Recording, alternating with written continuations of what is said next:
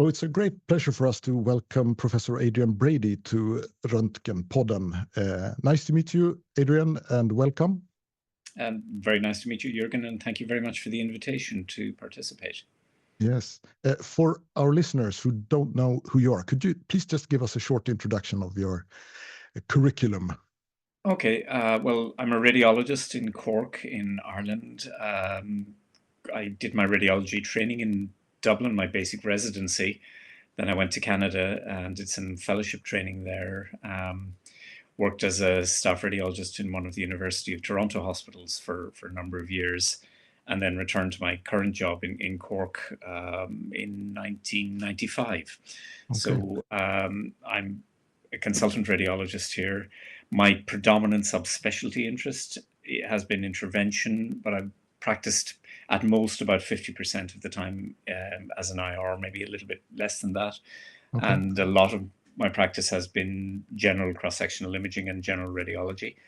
I'm a clinical professor in the university here in Cork. I was Dean of the Faculty of Radiologists of the College of Surgeons in Ireland in 2010 to 2012. That's effectively the presidency of the National Society, and also we run the national training program, so residency program, curriculum, examining, and so on. And then subsequent to that, I became involved in the leadership of the European Society of Radiology and was president of the ESR 2022 to 23 and chairman of the board of directors 23 to 24. So I finished my term on the board of directors at the end of ECR 2025. So Wow. Quick summary of what I've been doing. Great, that's impressive. And even more impressive is that you're a good friend with one of our previous guests at Röntgenpodden, Paul McCoubrey, who we had the pleasure of interviewing in a previous episode here. Paul is a good friend and a hugely enjoyable person to spend time with, and I think you'll know this having interviewed him. I agree. He's wonderfully enthusiastic about what he does. Very humorous, really just such a lovely person. I thoroughly enjoy spending time with Paul anytime I get the opportunity to do so. And if I may give a plug to the work he's done, in the last couple of years, Paul has published 2 books, The Rules of Radiology and More Rules for Radiology. Each contains about 50 short essays about some aspect of radiology practice. And they're humorous. They're maybe 3 or 4 pages long each, but they're very practical. So I say to our trainees, if you're going to buy one textbook in radiology, one physical textbook, buy Paul's books, because I think they teach you how to practice as a radiologist in a way that no other resource available does. You can easily learn how to interpret MSK, MRI from various other sources. You can learn how to do an ultrasound of the adrenals if you want to. But there's nothing out there that's going to tell you how you deal with the interpersonal conflicts, how you deal with the pressures, how you should conduct yourself, how you should write your reports, what you should be seeking to achieve with the work you do in day-to-day practice. And Paul's books do that. So I couldn't recommend them highly enough. Yeah, and I couldn't agree more because his books were the reason we interviewed him in the podcast. And at that time, he had only published the first of the 2 books. So that one I have read. I have not read the second one yet, but I'm sure it's equally good. And the thing is that when we had Paul on, he actually recommended us to reach out to you. And we thought that now was a great time to do it because I laid my eyes on some papers that you published together with colleagues, of course. And those relate to the EU REST project. And I would like for us to talk a little bit about those papers. But could you please first just explain what is actually the EU REST project? Yeah, this was a really interesting project.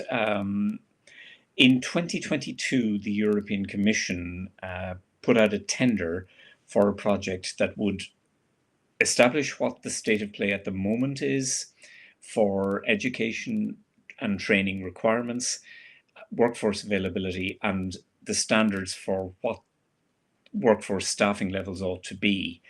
in all the professions that deal with medical ionizing radiation. So that's radiology, nuclear medicine, radiation oncology, medical physics, radiography, and radiation therapy as a radiography discipline. So they wanted somebody basically to find out what's the state of play across the EU 27 member countries, and then having established that to come up with guidelines and recommendations for the future. Now, it may be that the Commission's interest was predominantly in education and training, but we also saw that as a really exciting opportunity to look at workforce, because standards for workforce in effect do not exist, or if they do, they're not universal and they're not homogenous everywhere. And we thought that this would be a really interesting thing to look at. So the ESR put together a consortium with our colleagues in other disciplines. So we were joined by ESTRO for radiation oncology, EFRS encompassing radiographers, EFOMP encompassing medical physicists, and the European Association of Nuclear Medicine. And together we formed a consortium which the ESR led to apply for this tender. We applied, we were successful, and we were awarded the tender in summer of 2022. The project kicked off that September and ran for 2 years. So we completed it last summer, the end of last summer, early autumn. And the final report was published by the European Commission in January. And then subsequent to that, we published 3 papers in Insights into Imaging, detailing the project from the perspective of radiologists. Now, there's a lot more in it with respect to the other professional groupings, which we needn't go into in great detail here. But those 3 papers essentially distill a 400 and something page report down into digestible chunks, isolating out how this applies to radiologists. And that's, I think, what you mentioned when you said you came across these papers. So exactly, yeah. we split it into 3 from the point of view of publishing it, to tell people about it. The first paper just described the genesis of the project and how we structured the whole thing. The second paper focused on the data we collected to tell us what the state of play is at the moment across the EU 27. And then the third paper focused on the recommendations and guidelines that emerged from the project. I should say that those recommendations and guidelines have been accepted by the commissioners, by the European Commission agencies that commissioned this project. They have been published as a European Commission document. So our final report is not an ESR report or a ESR, EFOMP, ESTRO report or whatever. It is a European Commission document and carries the weight of a document that has been approved by the European Commission. And that we can get into the politics, in a sense, of how this might be beneficial in later questions. But I think the fact that the European Commission has, in effect, accepted and adopted as their own the standards and recommendations we have made is hugely powerful, and I hope will lead to benefits for everybody in the coming years. Yes.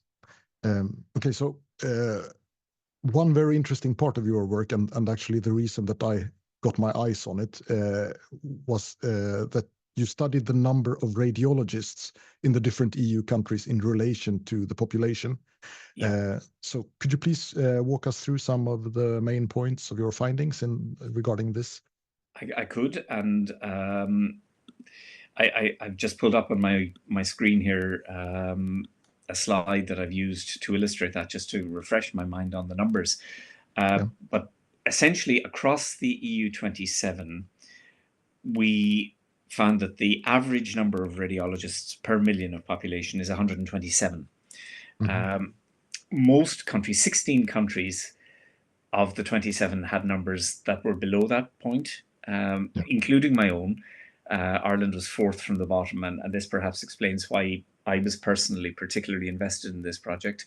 The bottom 4, I can tell you, are Bulgaria, the Netherlands, Hungary, and Ireland. And Slovakia is all at almost exactly the same number as Ireland. The top 3, the countries with the highest number of radiologists per million, were Italy, Greece, and Sweden. Now, I have to explain that there may be some issue with the numbers from Sweden. A distinguished colleague of yours and mine from Sweden has spoken to me about this, and she believes that the number we were given of 270 radiologists per million of population for Sweden is probably inaccurate. So that, I think, given your population, would translate to somewhere between 2,500 and 3,000 radiologists. And I understand that that's probably about double the number that are actually on the ground. It's possible that whomever supplied us with that data from Sweden conflated independently practicing fully qualified radiologists and trainees. We collected this data over a very painstaking process that took most of the first year of the project. We started out by doing an exercise to try and identify who could provide us with the data we needed in each country. We then sent a very detailed questionnaire to multiple agencies, societies and groups and whomever in each country, and obtained the data from those responses. And it is possible that within Sweden, whomever filled in that data may have misunderstood the intent of the project. So your colleague in Sweden who's spoken to me about this believes that that's probably what happened. It doesn't actually matter in the grand scheme of things, because even if you bring the Swedish numbers down slightly, the overall average isn't going to change very much, and most countries are still going to be well below the average. What we wanted to establish was, roughly speaking, what's the mean across the EU 27, and that's somewhere in the 120 to 130 per million range. And whether Sweden is closer to the mean or an outlier or not actually makes little or no difference statistically, and makes absolutely no difference in terms of the recommendations and guidelines that we've arrived at the end. So just for your Swedish listeners, it's important to get that out there. People need not be upset that there may have been inaccurate reporting. We could, of course, only go with the numbers that were given to us. Yes, obviously, So we had no way of going back and running around each country and counting how many radiologists there are on the ground. So, just wanted to deal with that and get it out there. So anyway, the mean is 127, which might go up or down by a few points, but nothing meaningful if there is slight revision of the numbers. It's largely wealthier countries, largely Central European countries, that have numbers that are well in excess of that. Some countries that have training structures that aren't in any way pegged to the country's needs, and therefore train more radiologists than the country actually needs, would be well in excess of that. But the vast majority of countries don't even reach that mean level, and that in itself is an important point to make. Now, this was all based on data that we collected in 2022 and very early 2023. And if you bear in mind that the demand for radiology services continues to increase by something approaching 10% per annum on a compounded basis every year, we're now 2 to 3 years on from the data collection. Demand for our services is probably 20% plus higher now than it was when we collected the data. And I'm pretty sure that the numbers of radiologists have not increased by any number close to that. So probably not, no. The need for addressing workforce issues has become, if anything, even more acute than it was when we collected the data. So anyway, that's the mean number, and that's dealt with why Sweden seems to be an outlier. You just explained why maybe that number might be inaccurate, which that's kind of unfortunate, because I have many times asked myself how many radiologists there are in Sweden, and I don't know, and I actually have not found a place where I could find that data. So this was the first time I saw a number, and I was like, ooh, here's something tangible. And and I got very surprised, because I didn't think that it would be so many, which might strengthen the hypothesis that the number is not accurate. what we did, just to tell people, is we went to national societies, we went to academic bodies, we went to registering authorities. So, for example, in Ireland, we have a medical council. Every practicing physician must be registered with the council, and your specialty or your area of practice must be registered with them. So we went to all these authorities. We went to the national healthcare systems in every country. We went to anybody who might have numbers and asked them to provide us with the available numbers. In some countries, we got responses from lots of authorities and lots of groups. In other countries, we might have only gotten 1 or 2 responses. But the data provided to us was the data we used. Okay. Yeah. So if I can stay on the patriotic path a little bit longer, just and focus on Sweden, because one thing that did not surprise me one bit was that we were at the bottom of the chart when it comes to number of hospital beds per capita. And then I couldn't help but think that maybe there's a connection between these two, that very low number of hospital beds per capita increases the need for imaging and secondarily the need for radiologists. Is that what would you react to that hypothesis? Is that something you studied also, or if there was any connection between those number data points for different countries? We didn't directly correlate radiologist numbers to hospital bed numbers, other than to accumulate the data as best we could. Getting numbers of hospital beds was rather more difficult, actually, than getting numbers of radiologists, because some countries have a mix of private and public practice. So it's a little bit more difficult if you have that sort of mix to identify how many private beds there are, for example, because who's going to tell you that? The national authorities may be able to tell you how many public hospital beds there are in a system, but that in itself can be a little bit variable from time to time. So we didn't directly relate them, but we did consider, when we were writing recommendations, how best to recommend an appropriate number of radiologists for any country or for all countries. And we considered all the possibilities, whether one should make recommendations based upon population or based upon hospital bed numbers or based upon equipment availability, and so on, and went through all the arguments for and against all of these models in our final report and in the third of the papers that you mentioned in your introduction. And frankly, there are pros and cons with all of those methods, but in the end, we decided to run with a recommendation that eliminated a lot of these variables, for the simple reason that we didn't find any of them adequate and scalable for the future. So some countries rely much more on day case care than others. Therefore, hospital bed numbers might appear to be higher if you count day case beds as a bed, or if you use it twice in the day, if you count it as 2. On the other hand, hospital bed numbers might appear to be lower if you don't count a day case trolley as a bed, because somebody isn't staying in it overnight. So there are huge variations in how countries consider all of this. So we didn't find hospital beds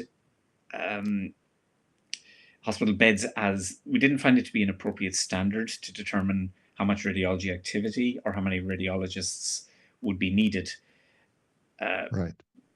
Also, that if you rely on bed numbers as an indicator of activity, that completely eliminates outpatient imaging or ambulatory imaging or ambulatory intervention, indeed, if that's done to any great extent. So some countries do a lot more ambulatory care. Some countries do a lot more imaging in smaller clinics that don't necessarily have ties to inpatient care. So it would be impossible to assess all of that if you placed too much emphasis on the number of beds in your system. Of course, very complex. Hugely. So another thing that you looked into was the age structure of the radiologist workforce in different countries. Could you tell us a little bit more about what you found regarding that aspect? Yeah, that was an interesting one, because that's essentially a predictor of where problems might arise in the near future. We worked on the presumption that retirement age was going to be 66. Now, in some countries it's higher, in some countries it's lower.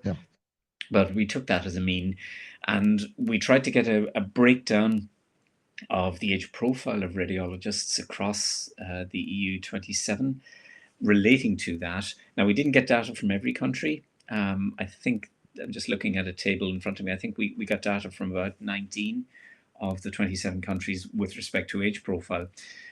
But across those countries which did give us data, there is an average of 19% of radiologists due to retire in the 5 years from the time of the survey data. So between 2022 and 2027, 1/5 of the radiologists are going to drop off. So if the countries are not training enough people to replace those, any staffing issues they have at present are only going to get worse. There were 9 countries with an above average proportion of those going to retire in the next 5 years, and included among those was Sweden. I'm trying to look at my table here. So I'll just have to enlarge it slightly so I can see it. But I can tell you that the Swedish proportion of radiologists due to retire in the 5 years from 2022 is 26%. More than 50% of radiologists are over the age of 51 in 7 countries. And for Sweden, the proportion is 53%, in fact. So 47% of your radiologists were reported to us as being under 50, 53% over 51. So you can see where the problems arise there. If unless you're all going to work until you're 85, you're going to have a demographic cliff within the next 5 to 10 years where your numbers will drop unless you do something about increasing trainee numbers now, or have done so already, to accommodate that cliff edge. And that's something we were very interested in highlighting for the purposes of helping our member societies across Europe, because I think a lot of people who plan trainee numbers and plan for future consultant numbers don't necessarily take that into account, particularly in a specialty such as ours where demand is continually increasing. Right. Or they might be hoping for AI to save the problem. I think that's exactly what's going on. I mean, you've raised the term AI, so let's deal with that for a minute. Yes, I was actually hesitant to do it because it's such a big rabbit hole. But yeah, let's go there. Well, we won't spend long on it because, firstly, I have to say I'm not an informatics expert. My ESR activities have led me to be involved in a fair bit of AI work on the broad scale, not in the very small level, detailed scale.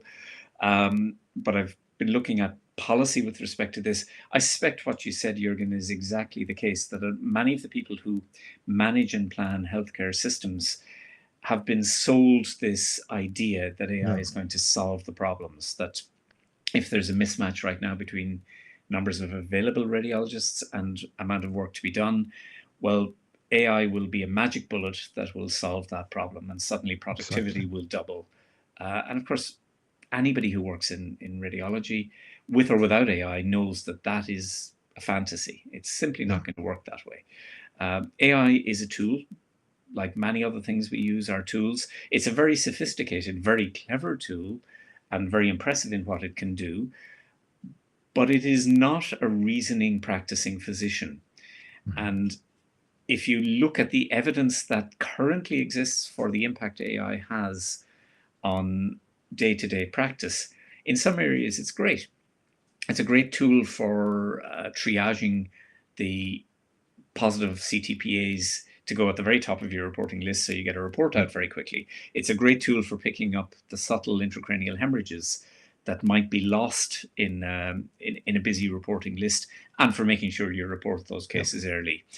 It's not a terribly good tool for looking at a complex body CT in a patient with multiple comorbidities and helping you analyze the meaning of all the findings that might be there. The more abnormalities there are on a study to which AI tools are applied, the slower the reporting becomes, because you then have to deal with this tool that is telling you there are lung nodules in the 95-year-old patient, when you know that those lung nodules are utterly irrelevant, but you've somehow got to address the nodules the tool is telling you about, and so on. Exactly. So And in that, sorry to interrupt you, in that specific case, I would argue that AI is not a tool that will save work. It will actually cause more work, whereas an experienced radiologist might, just close their eyes for those nodules and not even mention them in the report, that's thereby precisely saving a the lot of point, work. and that's I agree entirely with you in that, Jorgen. And indeed, there is some published work that shows exactly that.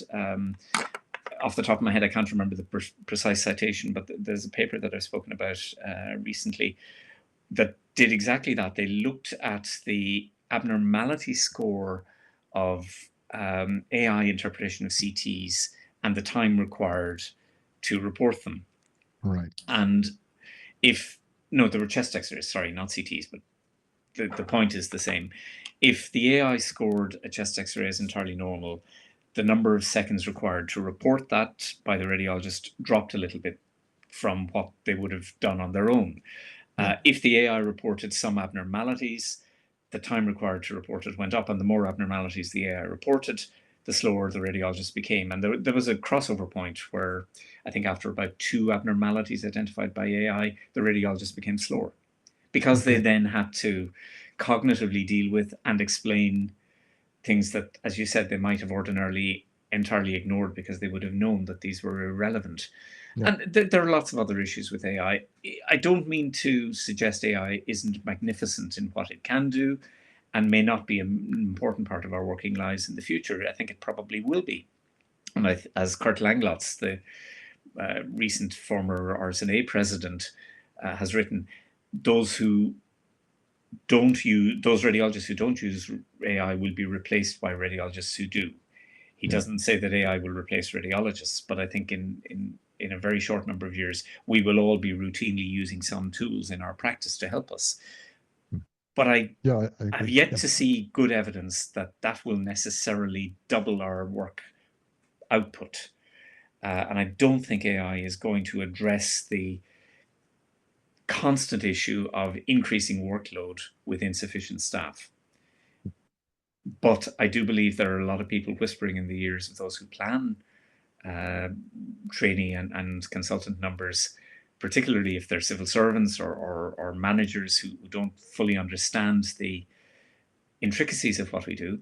There are a lot of people whispering in their ears and telling them that AI is going to solve all their problems and that they don't need to do anything about the workforce issues that we have at present because the algorithms will take care of that. Yes. And they're wrong. I'm just trying to think here. Another potential way of addressing this problem without increasing the staffing necessarily could be trying to reduce the number of unnecessary studies and reports that we have to produce. I don't know. Sometimes I get the feeling that there's this compounding, ever increasing workload. We produce more and more studies all the time. And I get the feeling that the proportion of these studies that don't add value to patient care is increasing more than the total number. What would you say about that? Do you think there's some truth to that, or? Again, I would agree entirely with you. Now, I'm looking at the color of your hair and the color of my hair. You're a lot younger than I am.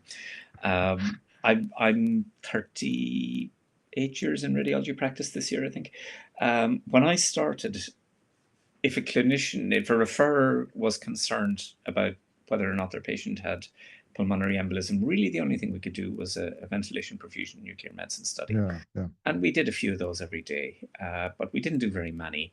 And most such diagnoses were clinical. Now, I've no doubt there were lots of people who slipped through the net who were never anticoagulated for what might have been clinically significant pulmonary emboli. But then CTPA came along.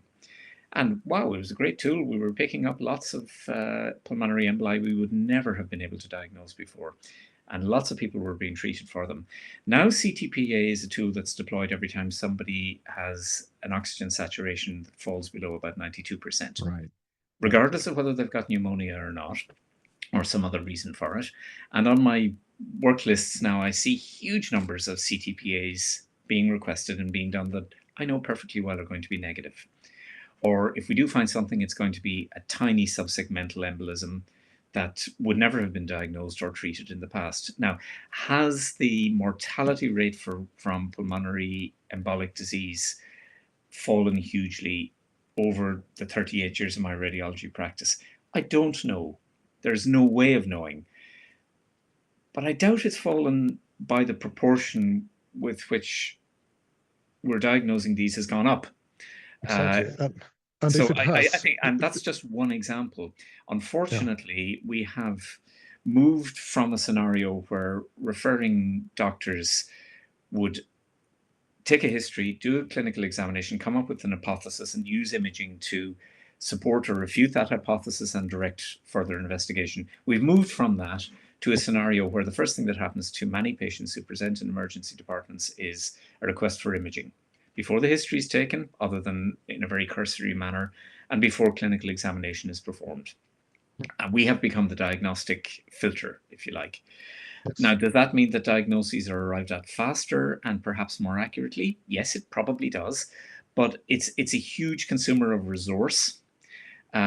Inevitably, within that, there's a lot of imaging that probably could have been avoided if somebody had actually spoken in detail with the patient and examined them. And there's a substantial amount of radiation dosage inflicted upon the population that could potentially have been avoided. And that's the element that people tend to pay least attention to. So, Yes. yeah, unnecessary imaging. How do we eliminate it? Well, I don't see us going back to the days where cross-sectional imaging was a scarce resource that had to be rationed, because frankly, that would be unsustainable and couldn't really be justified. I do think that as radiologists, we have allowed ourselves to some extent over the years to be overwhelmed by the workload and to become responders to demands from referrers rather than practicing doctors who are actively part of the investigatory chain. So again, this is a change I've seen and something that I lecture a little bit about. In my career as a radiologist, I have seen us move from a relatively small part of the hospital population that did some specialized investigations that were utilized a little bit to a hugely central part of everybody's care, where we had a major role in multidisciplinary decision making. And then beyond that, to a machine that produces outputs on a rapid basis. You press a button to get a scan, you get an output out, and you decide what to do on the basis of that. And I think our influence in individual patient care has possibly begun to fall a little bit from the peak where we were critical members of multidisciplinary teams and critical members of decision makers, but still guardians of a limited resource, to one where we're simply, as a friend of mine says, full blood count machines with a pulse. Producers of outputs in response to demand from people who use us as their decision-making tool. And in many instances, our referrers don't know who we are anymore, and we don't know who they are. We don't see them as much as we used to. There are lots of influences why that has happened. And we have become just a name at the bottom of an output. I don't think that's good for radiology. I don't think it's good for medicine. I don't think it's good for patients. But I think we've allowed, because we had little choice, we've allowed ourselves to be pushed into that role in an effort to simply keep up with demand. So I think what we probably need to try and do is push back against that a little bit and try and regain an appropriate but much more strong and visible role in patient care by pushing back against the unnecessary imaging, by saying, no, that's not the way to do it. Give me a proper history and I will tell you how to investigate this patient. But what you're asking for is wrong. And I'm not going to approve it until you come back to me. And forcing a little bit more interaction with our referrers and forcing them to recognize that we actually know what we're talking about and we all have the same goal as they do, which is to benefit the patient, but we're going to try and direct their use of resources a little bit more sensibly. Now, that's a huge project. It may be difficult to achieve that with the demand we have at present, but it's something I believe passionately we need to do with confidence. There are all sorts of reasons why radiologists don't have the time or don't have the inclination to do that. But as a principle, I think it's something we need to be adopting in our specialty. And maybe to take a cynical stance here, wouldn't it be beneficial, the work to counter unnecessary imaging? Wouldn't it be beneficial for that work if we are slightly understaffed rather than overstaffed? You see what I mean? That there's I do. Because we have to. There can be perverse incentives as well. It depends upon how we're remunerated. If we're working in a system where we're remunerated on a fee per item basis, and we get paid for every report we produce, then inevitably we're not incentivized to say no. And that is the environment in which many of us do work in many different countries. So that's got to be taken account of. Yeah, I see your point. If there are more of us than are needed to deal with what is an appropriate level of demand, then no one wants to be idle. Nobody wants to be twiddling their thumbs waiting for the next piece of work to drop onto their work list. Right. But on the other hand, I think the pendulum has swung way too far the other way, in the other direction in most countries. There are far too few radiologists to deal with the demand. If you take a certain percentage off that demand to reduce it to the appropriate demand, there are still far too few of us in most instances. And AI is not the solution. Okay. Yeah, so if we could return just for a moment to the number of radiologists that we discussed earlier per capita. We discussed some of the problems with the data. Maybe it's not entirely correct and so forth. But now we have the numbers. What should we do with them? How do you know what to aim for, so to speak? Say that Sweden actually is at the top. Should all countries aim for a staffing like Sweden, or should we cut our staffing in Sweden to get closer to the EU average? Or what should we do with the numbers? Yeah, and that's actually probably the single most important output from this study from the radiologist perspective. We made a number of recommendations. The third of the papers that you mentioned details those for radiologists. There are lots of things about education and training which we probably don't have time to go into, and they're all fairly self-evident. But the big thing was how we dealt with what's the right number of radiologists to have. Yeah. We looked at the various ways of doing it, as I mentioned earlier, whether it should be based on population, bed numbers, equipment availability, what have you, and went through the arguments for and against all of them, and none of those really managed that issue adequately. So we came up with a new way of doing it, and we related it to a modality's time of activity. So we broke it down into the different modalities: plain radiography, ultrasound, CT, MR, hybrid imaging, intervention, so on. So to take an example, if you have an MR scanner operating for 1 hour of clinical activity, we did various calculations and came up with formulae that state that effectively that needs 1.5 hours of a whole-time equivalent radiologist's attention. There are some subtleties in the calculation depending upon whether the radiologist also has a responsibility for training trainees and whether there's a trainee contributing to the workload, and the formulae vary slightly for all of that. But essentially we did that for every modality, and we calculated that on the basis of assessing the requests for studies, supervising their performance, reporting them, doing all the downstream activities that flow from that, such as multidisciplinary team activity, communicating with the referrers, and so on. So it's not just about how much time does it take you to report the number of MRs that will come out of the scanner in that hour. It's about how will you cope with all of the work that is associated with that.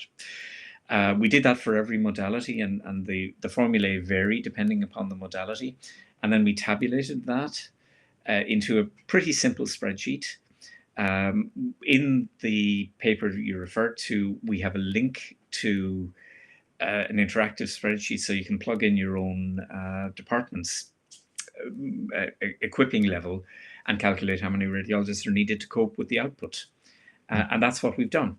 Now, we stress tested that, of course, in a number of departments in different countries to make sure that it was reasonable, that it wasn't going to suggest we have 5 times more radiologists than we need, or 1/5 of the number of radiologists than we need. Yeah. And on stress testing it seemed to work pretty well. It seemed Okay. to be fairly reasonable. I can't tell you how that would translate into how many radiologists Sweden needs, because we have very limited data on what your installed base of equipment is and your activity hours are. In fact, Yeah. we don't have adequate data from any country for that. We did try to obtain that data, but we only got it in a very piecemeal manner. So we've included what we can in the final report of the project, but it's really up to each individual country or each individual department to look at our formula, see how it would work in their own environment, calculate what that formula suggests they would need, and then see whether that's reasonable or not, and see whether that's achievable or not. But we believe it is, and the European Commission, we believe that it is reasonable because they have accepted it and published it as their document. So the understanding we have now is that what I've just explained is now the EU standard for how many radiologists ought to be in place to deal with workload. You can then plug in the parameters, how many hours a day a scanner works, how many scanners you've got, and so on, to work out how many you need, and then translate that into what the country needs. But it's now up to each individual country to advocate for the numbers that they need based upon that standard.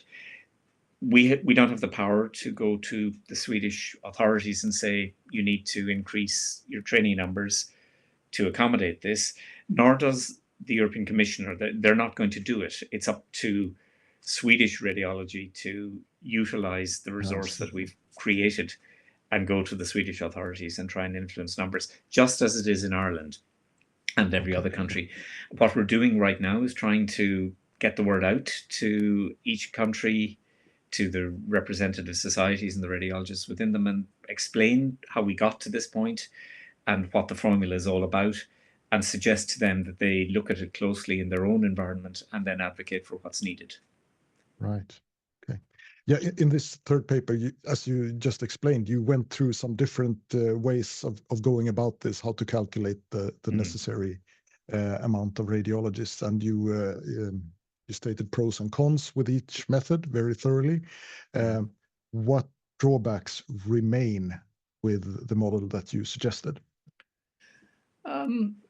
We think it's better than anything else that's been used. There's never been a good universal standard accepted or adopted anywhere in the world. We've looked into all that already is in place, some from North America, some from Australia and New Zealand, some from individual European countries.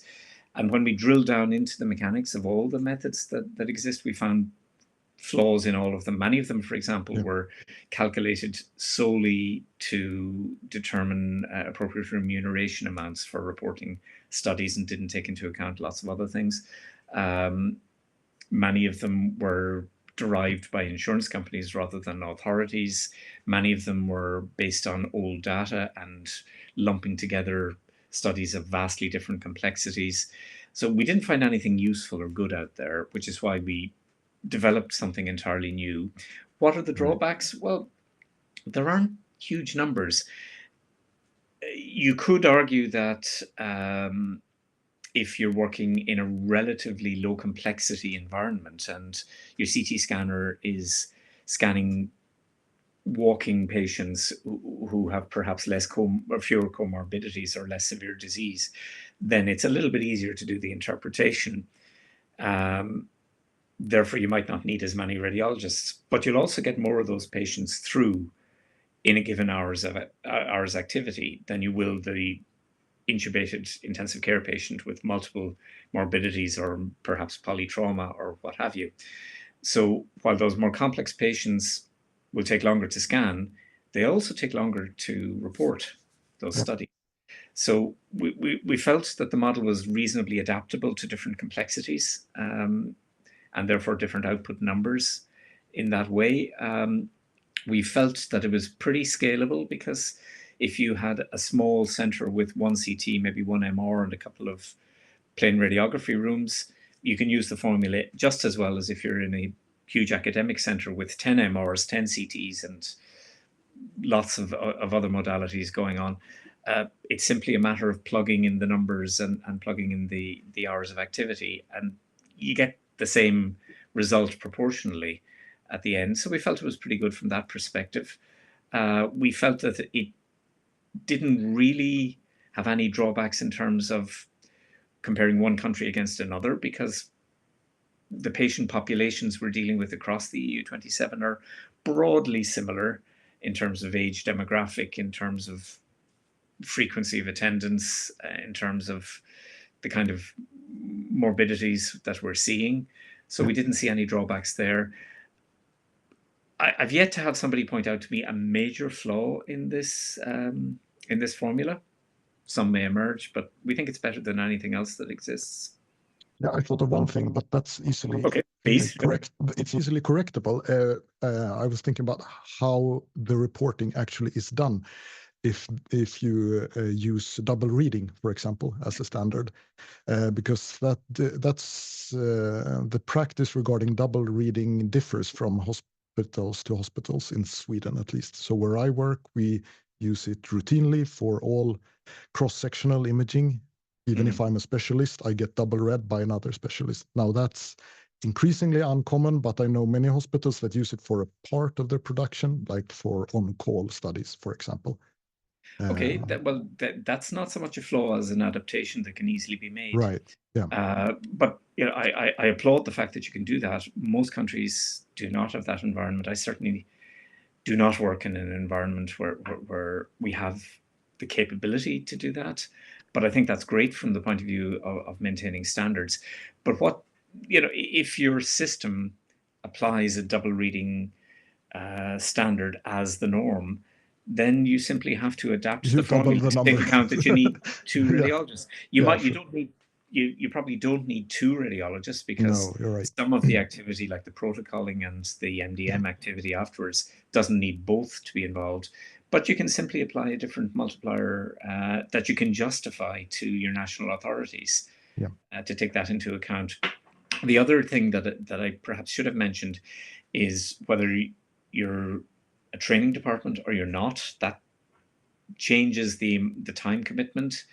If, for example, you're doing IR and training, both the trainee and the trainer need to be present full-time. If you're doing cross-sectional imaging or plain radiography reporting, the consultant availability time can be reduced a little bit, because the trainee is going to take on a lot of the work, and that's built into the formula, and it can vary depending upon whether you're a training department or not, and how you operate. So the multipliers are a little bit adaptable depending upon circumstances such as you describe. But I think the fundamental principle is still pretty good. Yeah, and I thought of another thing, but that's not a criticism of this model, because it applies to all of them. Because it seems to me that this model assumes that everything that gets produced should get produced. It ties back to our discussion about unnecessary imaging that we carry out. But as I said, it's well, it's in another part of the process that you need to address that problem, right? Yeah, I agree. It wasn't part of the remit of this particular project to address inappropriate imaging. Interestingly, about a year ahead of this project, the ESR led another project called EU Just CT, which was also commissioned by the European Commission, and essentially it was looking at appropriateness of CT utilization. So what the project did was it took 7 countries or regions of countries. Some smaller countries participated in their entireties, other countries participated on a regional basis, and looked at thousands of CT requests and compared the requests to clinical decision support software appropriateness criteria. We used the ESRI guide appropriateness criteria standard, and basically looked at thousands of requests to determine what proportion were appropriate and what were not, whether there were trends, whether there were differences between public and private practice, and so on and so forth. And the numbers varied from country to country. In some places where there was a large emphasis on private practice or a large emphasis on small practices needing to make a living, the appropriateness level was even lower than in other places. But in general terms, a huge amount of inappropriate imaging was going on in every place that was surveyed. EU Just CT is the name of that project, and anybody who's interested can look it up, because we published the outcomes from it. So yeah, that's another issue. It wasn't part of this particular project. But if we were in a position to wave a magic wand and eliminate all inappropriate imaging in the morning, which isn't going to happen, of course, then the need for the number of fluoro rooms or CTs or MRs to meet the appropriate demand would be different, and no hospital or institution is going to have scanners sitting idle. So the numbers of installed base units would diminish, therefore the formula would still work. Yeah. So, you know. Okay. Another thing that came to mind here, you can always discuss what tasks are relevant to perform. And I'd like to give you a couple of examples to react to. At my hospital right now, we're in the process of replacing 2 of our CT scanners, and there are strict regulations around buying this kind of equipment for tenders and so forth. So a colleague and I, we've spent weeks in meetings trying to accommodate our clinical need within the legal framework. And another example was a couple of years ago, Sweden was forced to implement EU regulations regarding working hours. And a couple of colleagues also spent weeks sitting with spreadsheets and trying to construct a schedule that would fit in the new framework without destroying our clinical work. So, and both of these examples, those are tasks that it's not that they shouldn't have been completed without the participation of radiologists. It's rather that we have to participate in order to avoid disaster. Do you see what I'm getting at? Oh, I do. Is that necessary radiology work? I don't know. What's your reaction? It probably is. I mean, we have a similar scenario in Ireland where if we're purchasing equipment, it's very time intensive. But if we don't do it, somebody who doesn't know how to use this equipment as well as we do will make a decision, and we'll have to live with the consequences.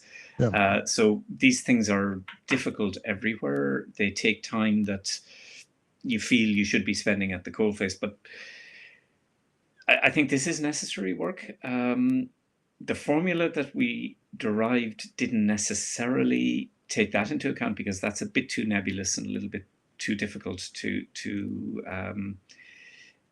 nail down. We did build in time for multidisciplinary team activity. You could just as reasonably build in the kind of things you're talking about in a similar way to the formula. Fundamentally, if it's going to take a radiologist 2 working days a week for a 3-month period to manage a project such as you're describing, then that should be built into the planning of workforce numbers. And a case should be made to those who determine those numbers for that. The real world situation, of course, is that we just end up having to suck all this kind of stuff up, because people don't like to take account of the fact that this work needs to in some way be provided for. And I think by and large we prefer to do it than have somebody else dictate it to us. But yes, I think the recommendation we've made could accommodate that. We didn't explicitly put it in there, but it would be very, very easy to do so, even on an individual department basis. But I do get the feeling, though, that all these kinds of regulations that get increasingly complex and tie into each other, and it takes up more and more of the time. And even if you want to change just a minute detail of your work, you have to take many things into consideration. So I get the feeling that this part of work is increasing exponentially at a higher rate than just the plain imaging increase, if you see what I mean. It takes up a larger and larger proportion of the work. Yeah, I agree with you. The departments in which I work, by and large, have been led by practicing radiologists. My hospital department, for example, has an administrative head post that nobody wants because it's not paid differently from other consultant posts. You end up getting all the emails and all the messages and all the letters, and you end up having to attend all the meetings that deal with the kind of things you're talking about, while your clinical commitment isn't really reduced, and all the rubbish rolls downhill and ends up on your desk, if you like. So it's a job nobody wants. So we all end up doing it in rotation. And you can't wait to get out of it, by and large, when you're doing it. Now, that system should change. I mean, if you look at North American departments, for example, they have leadership structures where department heads or division heads or whatever have time set aside to deal with this kind of stuff, because there is a recognition that this is valuable work that contributes to the ultimate benefit of the patients and the hospital and the institution and the department. I don't work in an environment that takes account of that. It sounds like you don't either. And yes, of course, I think there are strong arguments why that should be taken account of. We're spending a lot of our time talking about workload and pressures and what have you. An analogy I like to make, and it's one that I might recommend to your listeners, is nobody walks into a room full of surgeons and says, next year I want you to do 20% more operations than you did last year. And the following year, you're going to do another 15% more on top of that. And that is going to keep increasing. That would be considered ludicrous. They'd be chased out of the room if they did it. Surgeons tend to be more self-assertive. But it would be ludicrous. And everybody would recognize how unsafe it was to even suggest that. And yet somehow that is the situation that radiology finds itself in. The expectation is that demand can increase and that our output of work to cope with that demand can increase by percentages, like I've mentioned, without anybody taking account of what the workforce requirement is to actually meet that. And we're simply not taken as seriously in workload issue difficulties as other specialties are. And I think we need to be a little bit more assertive about that. That's really food for thought. Okay, so we've had a very long and interesting discussion. Could I ask you to pick out your crystal ball and look into the future? What do you think about staffing in radiology 5 or 10 years ahead? Will it get solved? What do you think? It can get solved, but no one's going to solve it for us. I think what I mentioned earlier about how we have been sort of painted into a corner or backed into a situation where we're almost anonymous workers producing outputs that nobody ever sees from day to day. If we allow that to continue, then it will not get solved. I don't see that AI will be the solution, but I think that if we can't keep up with demand, some of our referring colleagues will start to use AI tools to produce cheap and cheerful and quick interpretations of imaging simply because we can't keep up. And we may find ourselves very sidelined. I can imagine, for example, a respiratory physician having a patient population, having regular lung CTs, and AI producing interpretations which might satisfy that respiratory physician's needs in the short term, and that being sold as a solution for the lack of radiologists who can actually give a genuine medical interpretation. If we don't assert our clinical responsibilities and our clinical role a little bit more clearly, and if we allow ourselves be distanced from the patients and distanced from our referring colleagues, then we will lose out and become a less and less meaningful part of medical care. So it can be solved if, as a profession, we recognize the dangers of the paths we're on, the paths we've been forced to be on, and push back, become more assertive about our role, become more visible, insist on dealing face-to-face with referring colleagues, insist on dealing face-to-face with many of our patients, and re-emphasize our clinical role and regain the ground that 10 or 15 years ago we probably had and have given away or had taken away from us by pressure of work. If we do not do any of that, then I think we may find ourselves even more sidelined in 10 or 15 years. So I think the responsibility lies with us as a profession and as a specialty. And we need to do a big job of persuasion of our younger colleagues that they need to be a bit more pushy, a bit more assertive, a bit more clinically orientated, and a bit more visible. Right.